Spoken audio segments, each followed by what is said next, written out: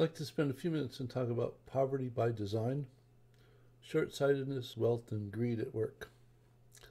This perspective is intended to point out two things. One is that it's an investigation into the ways that humans create a context that creates poverty, but it's also meant to be a demonstration of the way that one can go through a news article and actually take that article and craft it into a set of relationship models and unfold it as a story. So, before the Industrial Revolution, uh, life in Europe, in England, was mostly peasant farmers who lived on the commons, and you can probably imagine that it's hard for life to be any worse than a poor peasant. But the wealthy merchants and the aristocrats set out to privatize the commons, which diminished the amount of commons and therefore sort of removed the peasant livelihood, which displaced them, creating a humanitarian crisis, increasing the number of impoverished refugees, which had little other option than to be slave labor to support the Industrial Revolution, which made the wealthy even more wealthy.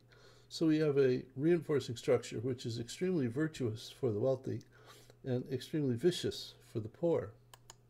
Now, with working life in England and Europe being so unbelievably terrible, it sparked working class riots, which promoted class war, though the government, with a desire to restore order, pursued colonialism because colonialism moved excess resources to the colonies, which created opportunity, which had a tendency to diminish the working class riots. So things are moving in a positive direction.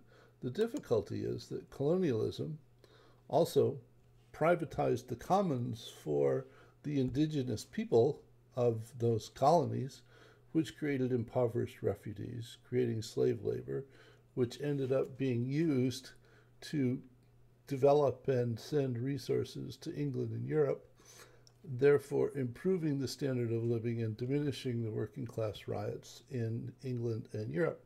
So while there was an endeavor to improve the situation in England and Europe, colonialism ended up simply migrating the problem from Europe to the colonies. It didn't actually solve the problem, it just moved it somewhere else.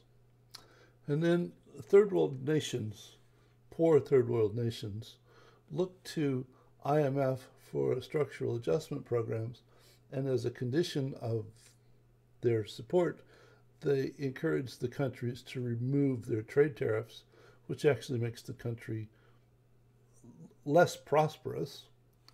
And as an additional requirement of those programs, they want the countries to sell their public services, which makes the country even less prosperous, meaning that they need additional help from the IMF. It's sort of like selling your soul to the devil and having to pay him in addition to doing that.